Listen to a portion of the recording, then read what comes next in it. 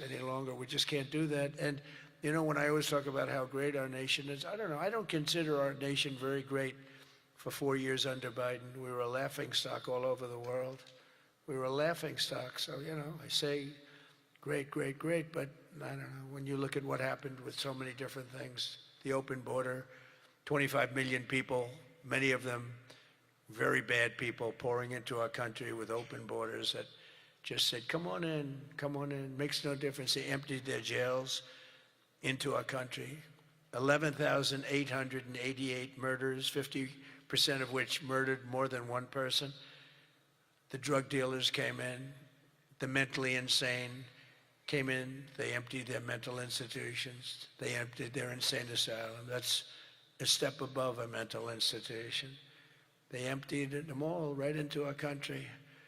And we've done a great job of doing what we've done. Think of it, we have the lowest crime rate that we've ever had. We have the lowest murder rate in 125 years. And we're saddled with all of the problems of the criminals that were let in. You know, look, they're smart people. I know the people that run those countries, every one of them. And they're all streetwise, very smart. And I would do exactly the same thing. They emptied their jails into our country. I said that was going to happen when I heard that they were having open borders. I didn't believe that they were going to happen. When I realized that they actually were going to have open borders, I said, we're going to have every person in jail. We're going to have every drug dealer. We're going to have all these countries all over the world. The Congo, they emptied their jails all the way from the Congo to all parts of South America, Asia. They sent in their people in jail, murderers. Some of the worst people on earth got sent into our country. And I'll tell you what, ICE is unbelievable, what they have to put up with and how tough they have to be.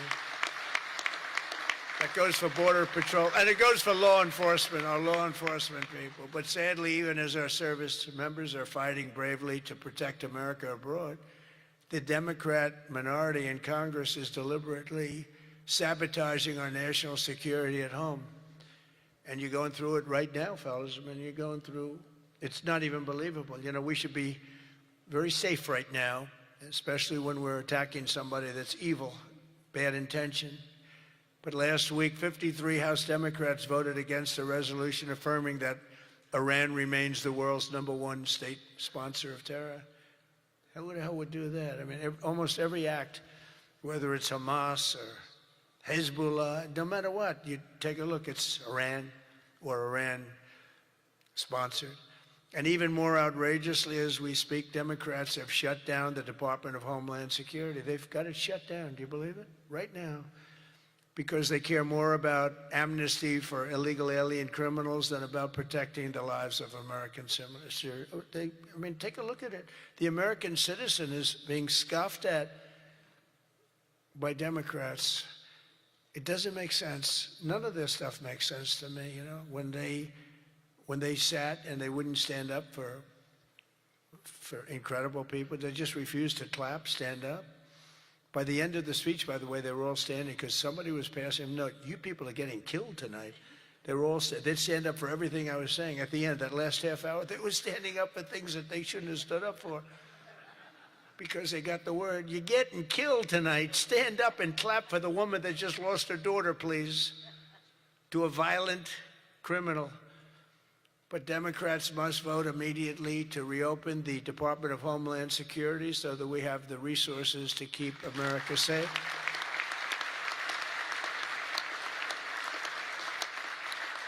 And under our pro-America, pro-worker, pro-family agenda, our country is winning again and America is respected again. And I think we have a country that's as hot as it's ever been, ever before, maybe hotter. And I say it all the time. The king of Saudi Arabia said it to me better than anybody could say it. He said, you know, I get along with him very well, very smart person. He said, you know, a year and a half ago, your country was dead, absolutely dead. We never thought it was coming back. And now you have the hottest country anywhere in the world. It's true. We're the hottest country anywhere in the world, by far. And that's before we showed off our military strength with Venezuela and now with Iran. You know, Iran was supposed to be this big, powerful country. We wrapped the hell out of them. And, you know, I don't know when they cry uncle, but They should have cried it 2 days ago, right? But they don't have anything left. In our country, inflation is plummeting. Incomes are rising. The economy is surging. Our border is the most secure at any time in American history. And the murder rate is the lowest in 125 years. That's before my father was born. My father was born 6 years later than that. I don't know if he'd like me to say that. Never liked to talk about his age. He said, don't talk about that. But think about 125 years ago, 1900, the year 1900.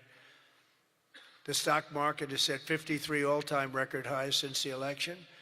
And it's going to go a lot higher as soon as we get rid of this stuff that we're doing right now, that we really had no choice. I mean, I asked people, I said, would you rather do this or would you rather go along nice and smoothly, but eventually have a catastrophe the likes of which perhaps the world has never seen?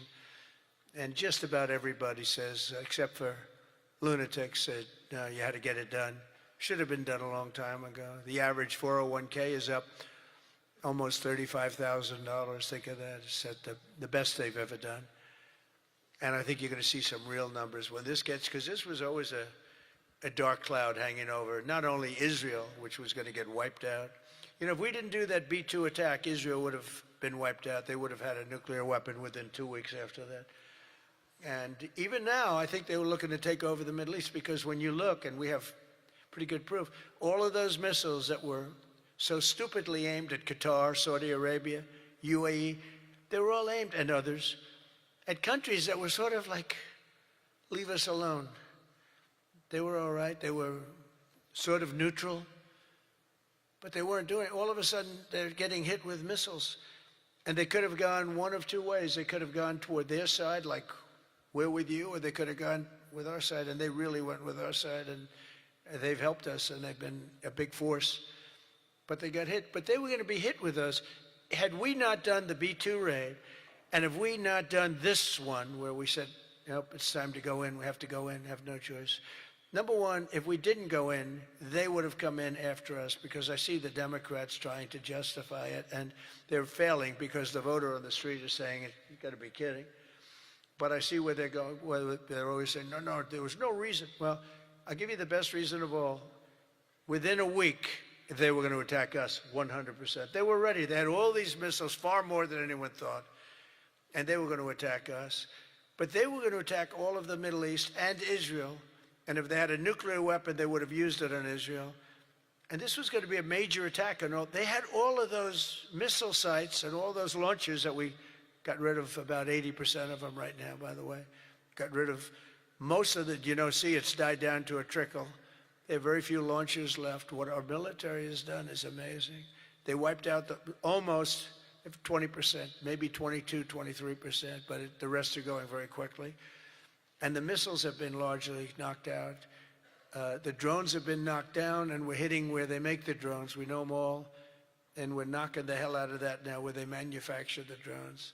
A lot of work, a lot of brilliant work, but we're going to have a much safer world as soon as it's finished, and it's going to be finished pretty quickly. With the help of our House Republican majority, we passed the largest tax cuts in American history, and we have to be talking about it. And with the great, big, beautiful bill, we delivered no tax on tips, no tax on overtime, and no tax on Social Security for our great seniors.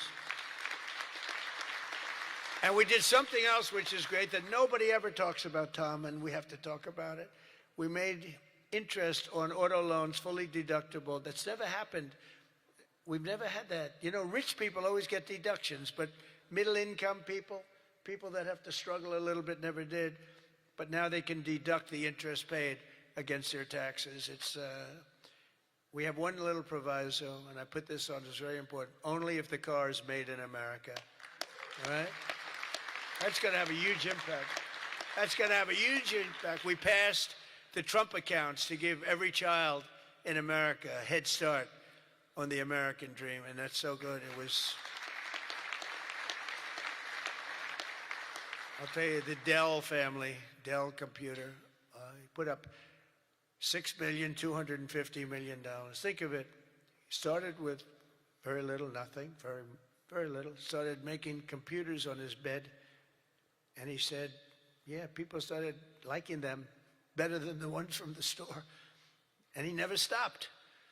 And he can write a check for $6,250,000,000. He said, and his incredible wife, Susan, they said that's the best thing they've ever done. He's so proud. He's going to do it again.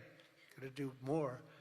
And we have a lot of other people. A lot of very rich people are doing it. A lot of people that aren't so rich are doing it. They're doing it for their kids, but it's turning out. So a young child turns 18 or 21, and all of a sudden they have $100,000 in the bank. What a difference that is between having that and having nothing. And it could be more than that. It could be a lot more depending on what happens with the world. And we passed 100% expensing and bonus depreciation on all new equipment, factory construction and investments, and that's what made our first term. We had the greatest economy in the history of our country in the first term, and this one's going to blow it away. Again, we had a little pause, but it's not a very big pause. With your help, we also passed the largest regulation cuts in American history, ending the Green New Scam, one of the greatest scams in history, and massively increasing production of American oil, natural gas, and clean, beautiful coal. We brought coal back. You're not allowed to say coal without clean, beautiful. Got to be clean, beautiful. China uses coal. They're building about 65 massive coal plants right now. But China, great respect for China, but you know, they make all the windmills, right? The only thing they don't do is use the windmills. They make them. But try finding wind farms in China. There aren't too many of them. In my State of the Union address, I laid out an ambitious agenda that should be our roadmap this year, and it's starting with lowering the cost of living. You know, they gave us a mess. We inherited a mess, an absolute mess. And the mess was many things. They were bad with our military. They were bad with everything. I mean, I said, name one thing that they did right. They can't name one thing. But they also gave us very high prices. And then they said the word affordability. That's the first time I ever heard it. They said affordability. My first day in office, they said affordability. They're the ones that caused the problem, but we're really bringing down prices big. Do you notice you don't hear that word anymore, Mike? They don't say it anymore because we brought down prices so much. So our message is simple. Democrats created the high prices, and our policies are totally ending them, and they're ended, and we're doing better. We're even bringing them down further. They'll be way down, and we're bringing, you know, if you go back into the last period, I would say, I think it's 2.5 months, 1.7% inflation. 3 months, 1.45% inflation. Think of that. Whereas they had the highest inflation in the history, the single highest inflation in the history of our country. Now, you know, I always say this. They say 48 years because I don't want the fake news to get me on this. They say it wasn't history, it was 48 years, that the inflation was the highest in 48 years. But I don't know, in some ways 48 years sounds even worse because it's very specific. Yeah. But they had the highest inflation probably in history, but in 48 years, we inherited that. One of the first targets must be the crushing healthcare. We have to crush and take over the healthcare situation, which we can do. For the first time, we can do it since the passage of the Unaffordable Care Act. Big insurance companies have gotten rich. They've made money like practically no other companies have made, with our government giving them hundreds of billions of dollars, and their stock prices soaring to up to 1,700%, 1,000%, 1,200%, 1,600%, and even 1,700%. The government gave them essentially trillions of dollars. And I want that money to be paid to the person, not to the insurance company, and let them go out and buy their own health care. And people love it. People love it. You'll get better health care at a much lower cost, and they'll be sort of part of the system. But the money we spend is so much. We spend numbers that nobody could even believe. But the health care companies, because the Democrats are owned by the insurance companies, remember that. And so they have a problem. That's why it's hard to get it fixed, because they are totally owned and controlled by the healthcare, by the insurance companies. Healthcare insurance, but the insurance companies themselves. So when you want to do something that's good for the people but bad for the insurance companies, it's very, very hard for them to go in a different way. Now, Republicans never do that kind of thing, right? You're owned by nobody, right? Nobody. See, a young girl up here say yes. Some of them are a little bit shaky, but they're Republicans. We love them. We love them anyway, right, Mike? But they are owned by those big, powerful insurance companies that are making a fortune, and it's hard to get them to do the right thing. They know what the right thing is. So we want the money to be paid directly to the people and let the people go out and buy their own health care, and people love it. They love it. We can own the issue. For the first time ever, Republicans can own that issue. I'm also asking you to take swift action to codify my most favored nation policy on drug prices, the biggest. That alone should win the midterms. We have, and I tell this story all the time, my first term, third year, I actually had a slight, it was 0.25% decline in drug prices. First time in 28 years. I was so proud. I went home, told our great First Lady, who's now a movie star, I got the biggest, can you believe this? That movie was hot, and it is hot. She became a movie star. It was a good movie. But I went home and I said, you know, it's amazing. We do so well, we work so hard. This issue is the single biggest issue. Okay. I had a news conference, I'm embarrassed to say, a long time ago, my first term, third year, because I went up to a level that I did things that nobody's ever done. 28 years, I brought it down 0.25%. Now I brought it down 80%, 90%, 75%, depending the way on, it's driving the fake news crazy because I say 400%, 500%, 600, depending on the way you want to talk about it, if you want to talk about pricing. But using a conservative number, what we've done is we paid the highest price for drugs anywhere in the world, and now we pay the lowest price for drugs anywhere in the world. We are tied for the lowest price. Whoever has the lowest price, that's what we pay. And I did that through tariffs. We had a little disappointing decision, to put it mildly, from the Supreme Court. Terrible decision for the people, but the good news is I have lots of other ways of doing the same thing. I just have to work a little harder. They want me to work harder, but we're doing the same thing with a lot of work. But I used tariffs to get this because I went to other countries. The drug companies were not easy, but I got them. I said, we're not paying. We were paying for a pill $130 that in London and Germany and different places you'd pay $10. So we were paying 13 times more. They're paying $10, we're paying $130. And the drug companies, I called them in. We had a rough time, but it wasn't that bad. And they agreed because they knew that I couldn't get the countries. You had to get the countries to approve it. And I called up, and you've heard me say this a couple of times, not often, but I called the countries up. I called up France. I said, Emmanuel, you have to cut your good friends from America a reasonable deal. What's happening is you are paying a tiny fraction for drugs. No, Donald, I cannot do anything about that. I said, you can. He said, no, I will not do it. I will not do it. Because he'd have to raise his pill from $10 to $20 and maybe even $30. Ours would come down from $13, $130 down to $20. Think of that. From $130, that's what you're going to get. From $130 to $20.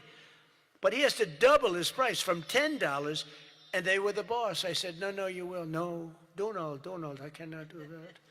And I heard this from all the other countries, too, very elegant people. And they were saying, no, we cannot do this. We will not do this. I said, yes, you will, 100%. No, we will not. Because, they have to double up their prices. And I said, well, here's the story. If you don't do it, I'm going to put, in the case of Emmanuel, I said a 100% tariff on all wines and champagnes coming into the United States. No, Donald, you cannot do that. I said, I've already got the legislation. It's right in front of my desk. I'm going to sign it. Emmanuel, he said, Donald, I will agree to this. So he agreed. Everybody agreed. I got every country to agree.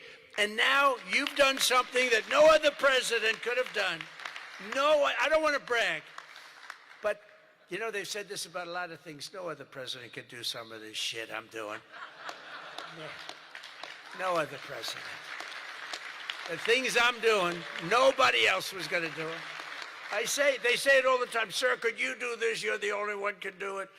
But we got it done, and we got the countries to all go along. Because I said, if you don't do it, I'm going to raise your tariffs to 200%, to 150%, and that's 10 times more than I'm asking for. And every single one, if it took me 5 minutes, that was like a long time. I was doing badly with that one. So now we have most favored nation pricing into permanent law, and you should codify it. But I don't care that much about codifying it, because what politician is going to agree to increase drug prices by 500%, okay? So, but it's still good to have it codified. Don't you agree? You know, they're saying, sir, we have to codify it. I said, that's okay, but I'm not. Other things you should codify. That I can tell you. This one, you should codify, because you want to take credit for it. You want to take credit for it. So if you can, please codify it. Get out there and codify. You're getting an 80%, 85%, 55%, 70% reduction in drug prices. Codify it. But if you don't, no president's going to raise it, in my opinion. Although they are crazy, you know, these people are crazy. They could find a way. You better get it codified.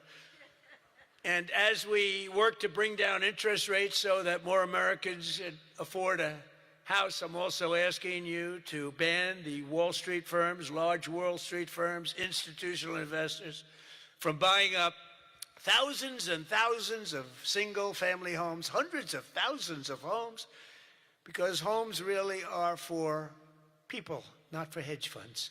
We want to get the market out so they can do it, and we're stopping it. We want people to be able to buy a house. It's the American dream. Buying a house is a part of the American dream. And we must also stand up for the safety of our citizens. One of my guests at the State of the Union was Anya Zurutska, the mother of beautiful 23-year-old Ukrainian girl who was stabbed to death on a train in North Carolina by a deranged criminal, arrested more than a dozen times. And I had the mother, as you know, at the State of the Union, and she was devastated. Beautiful woman, devastated, uncontrollably devastated. And we couldn't get one Democrat to even clap. The Republicans clapped and went wild, and they loved her. Not one Democrat in that whole room even thought about clapping. They sat there frozen-faced. Disgusting. House Republicans should get every member of Congress on record and pass a tough new crime bill that imposes harsh penalties for dangerous repeat offenders, which this nut was, cracks down on rogue judges and prosecutors, and ends no cash bail once and for all. No cash bail is a big part. I mean, you have a man murder somebody, and by that afternoon, he's out on bail. No cash bail. It's a huge problem. We also need to end deadly sanctuary cities, and you have bills before you now, and you're working on things, but hopefully you can do that, Mike, because it's terrible. They're sanctuary for criminals. That's all they are, sanctuary for criminals. They fight ICE all the time. That was the problem up in Minnesota. They had a lot of criminals in there. They wouldn't give it to us. And to stop illegal aliens who cannot even speak English from driving 18-wheel tractor trailers. They have no idea what they're reading. I wouldn't be able to do it in their countries. There's arrows, there's speed limits. They have no idea what they're reading. And in many cases, they're on drugs on top of that. We need to ban any state from granting commercial driver's licenses to illegal aliens. Have to do it.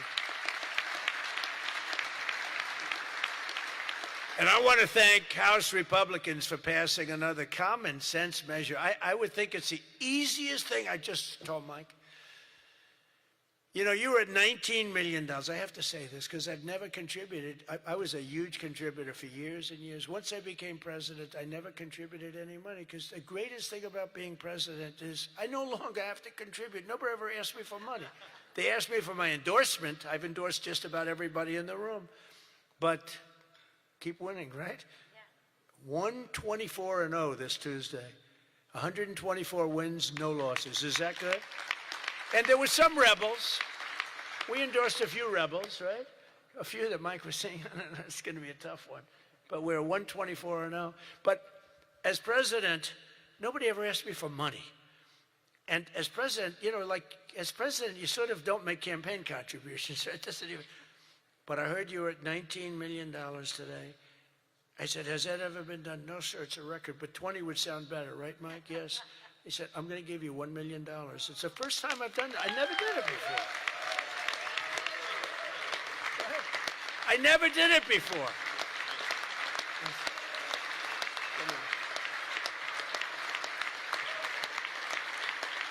I never did it before.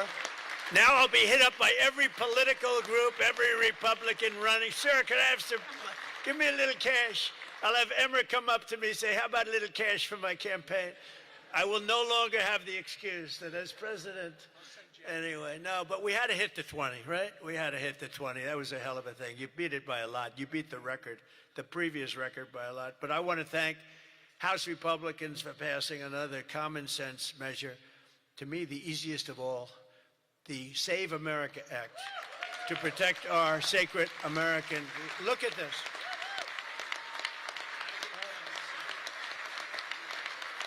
Look.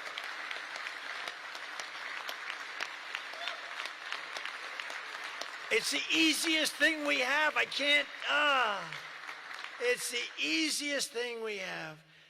Now, the problem is you call it the SAVE Act. And nobody knew what the hell the SAVE Act. Have you been seeing? I've been working overtime the last month. It's called the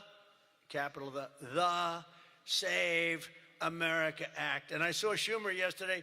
We will stop Save America. He's getting killed.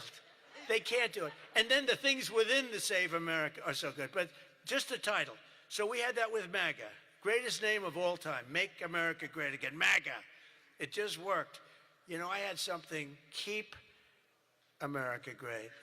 It was good, but it didn't have that MAGA. You know, there was nothing you could see. I had CAG.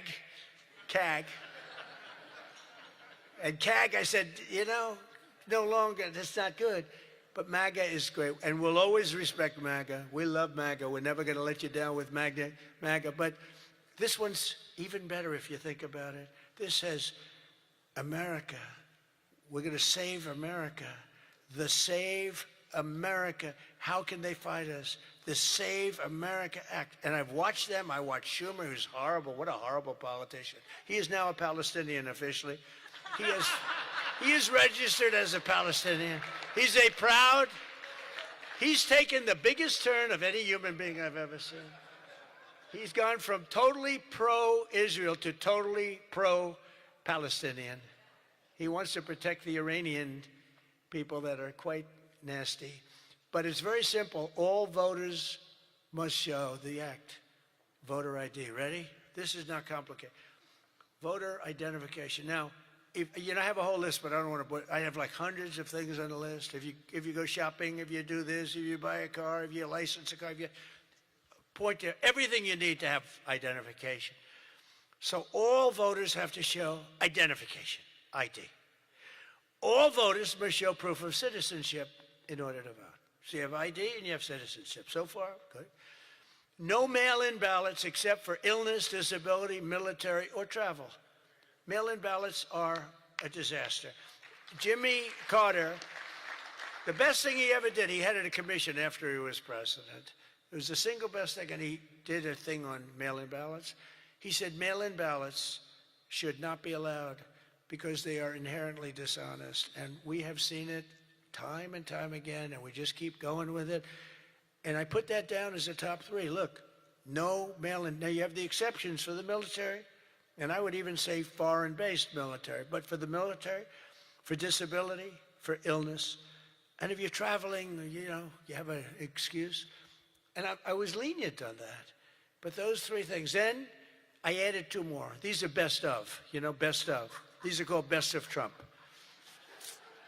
We should also add on to this bill. And so what I've asked Mike to do is to draw a new one with these few things added. And let's go for the gold. Let's not just get one like voter ID, but, you know, it can be given to you by your daughter.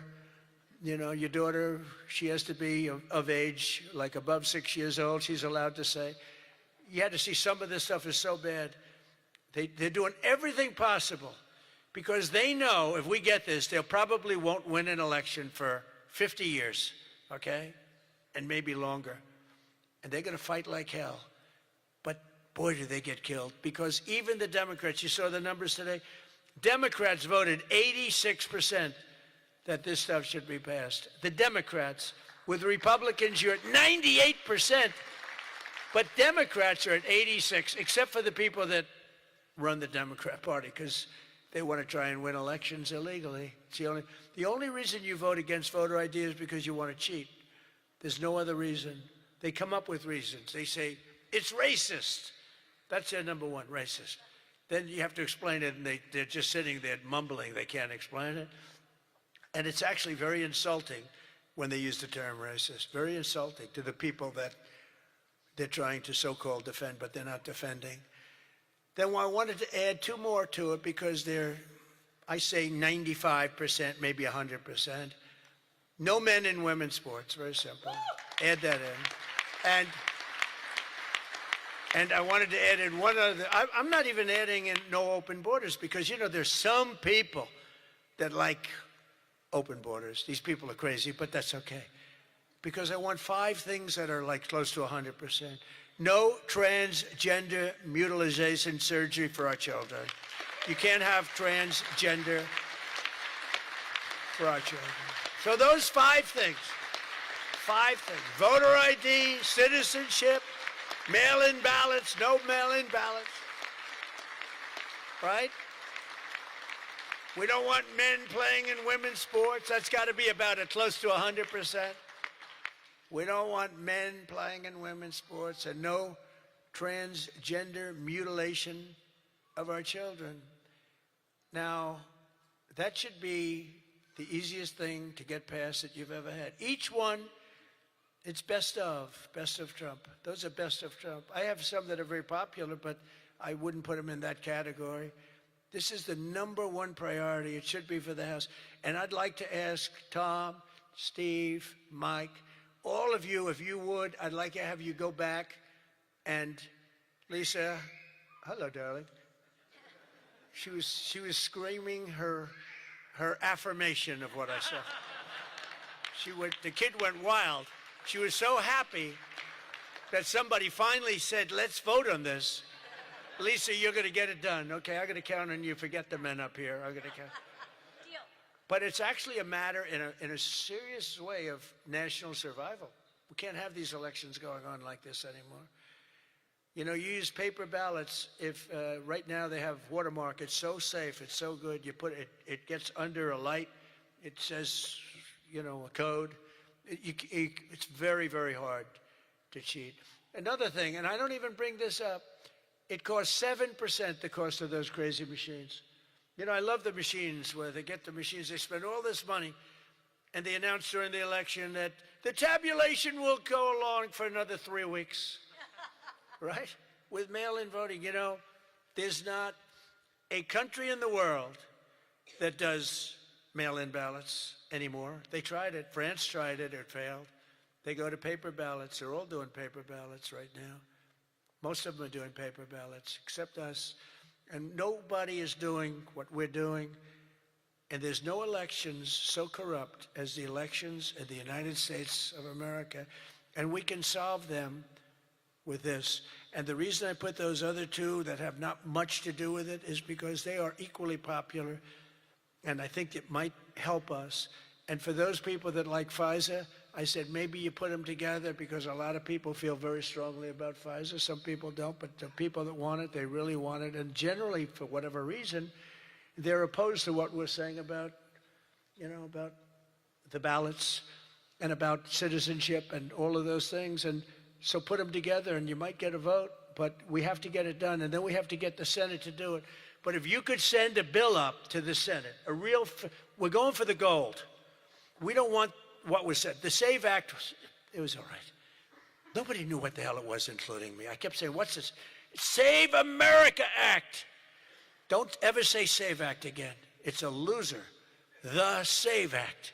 Nobody has any idea what are we trying to save. It's the Save America Act. If you could send it up in full form,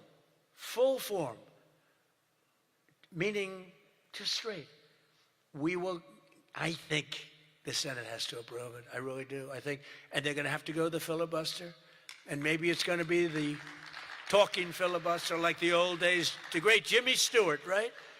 Remember the great movie, Jimmy Stewart? But they have to get it done, because if we don't get this done, if it takes you 6 months, I'm for not approving anything. I don't think we should approve anything until this is approved. And they can't win politically. Look, you have them in a corner, and they're listening to every word I'm saying, and it doesn't matter, because they can't win it politically. Because when they say, we don't want voter identification, we don't want proof of citizenship, all these things are just losers for them. And they won't be able to withstand it. Just like at the State of the Union, they started clapping at the end. I said that. And the reason, because politically, you have to stand for these great people that were being. And the word came out from people watching it on television, you guys are getting killed. And this is an even bigger example. So if I could ask the people in this room to go for the gold. We're going for the gold. We're not going for the bronze. We're not going to sign a watered-down version like has been sent up there. Let's go for the gold, and let's just not accept anything else. I'll tell you what, I'm willing to just sort of say I'm not going to sign anything until this is approved. I really am. That's how bad it is. And we're going to have to push the Senate, because you have 4 or 5 senators that are, I don't know, 4 or 5 Republican senators. You'll have to explain them to me, but we're not going to get into that.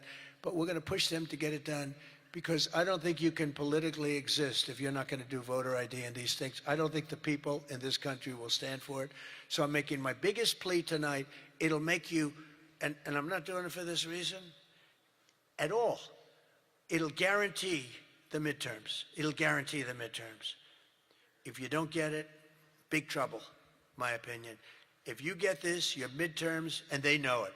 For 2 reasons. Number one, they won't be able to cheat. And number 2, the people are demanding it. Every time I go out, Save America, sir, Save America Act. We want the Save America Act, sir. That's all they talk about. They don't talk about housing. They don't talk about anything. That's what they talk about. And if you send it up there, you're going to win the midterms at levels that you can't even believe. And you're going to win every election for a long time until somebody really screws things up, and hopefully that won't happen. But I've never been more confident that if we keep these promises and deliver on this popular agenda, the American people will stand with us in overwhelming numbers, just as they did in 2024. I heard Mike say it's actually 78 million votes, but it was actually 86. You know, they cheated like hell on the list, but it was too big to rig. Remember? I won 3 times. First time was great. Second time they cheated like hell. It was COVID. And their cheating was at an inspirational level. We can't let that ever happen again. And then they cheated again in the last election, but I went up. The term I used most was too big to rig. You got to go out, don't believe, because we had polls having us way up. I said, don't believe the polls. Go out and vote. Make it too big to rig. And that's what happened. A couple of races they cheated on, they got away with it. A couple of Senate races, my opinion. But we have to make it too big to rig, and that's what we did. But we shouldn't have to win an election that way. You could have a hard time winning elections that way. So you got to get that passed. And if we fight, we will win, and we will make our country safer and stronger and richer and greater than it ever has been before. And I want to say, very importantly, because they would like you not to say this, because this is a terrible thing in their opinion to say, God bless you and God bless America. Thank you very much, everybody. Thank you very much.